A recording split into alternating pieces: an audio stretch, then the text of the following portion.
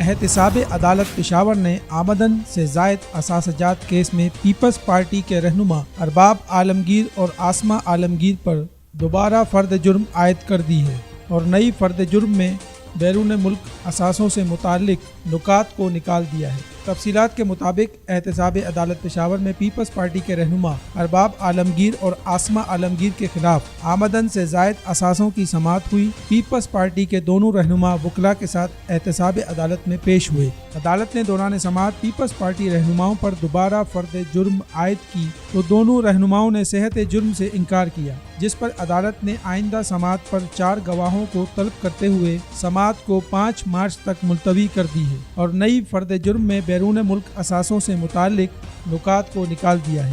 بعد ازاں سابق مشیر وزیر اعظم اور پیپلز پارٹی کے رہنما عاصمہ عالمگیر نے اپنے شوہر سابق وفاقی وزیر ارباب عالمگیر کے ہمراہ میڈیا سے گفتگو میں کہا کہ میں سب پاکستانیوں کو کہنا چاہتی ہوں، عدالتوں پر فخر کریں، اس نااہل حکومت میں عدالتیں آزاد ہیں۔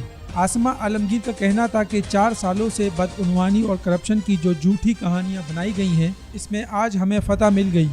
عاصمہ عالمگیر نے عدالتی فیصلے کو اخلاقی فتح قرار دیا اور کہا کہ عمران خان کو چاہیے کہ وہ پہلے اپنے وزیروں کو عدالتوں میں پیش کرے۔ اس سے قبل 10 جنوری کو بھی پشاور کی احتساب عدالت نے آمدن سے زائد اثاثوں کے الزامات میں پیپلز پارٹی رہنما عاصمہ عالمگیر اور ارباب عالمگیر پر فرد جرم عائد کی تھی۔ ارباب عالمگیر اور اہلیہ عاصمہ عالمگیر پر پاکستان، دبئی میں اور برطانیہ میں غیر قانونی اثاثے بنانے کا الزام ہے۔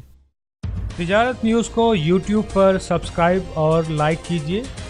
اس کے ساتھ ساتھ بیل آئیکن کو بھی لازمی کلک کیجیے تاکہ آپ تک پہنچ سکیں ہماری تمام منفرد خبریں جو آپ دیکھنا چاہتے ہیں۔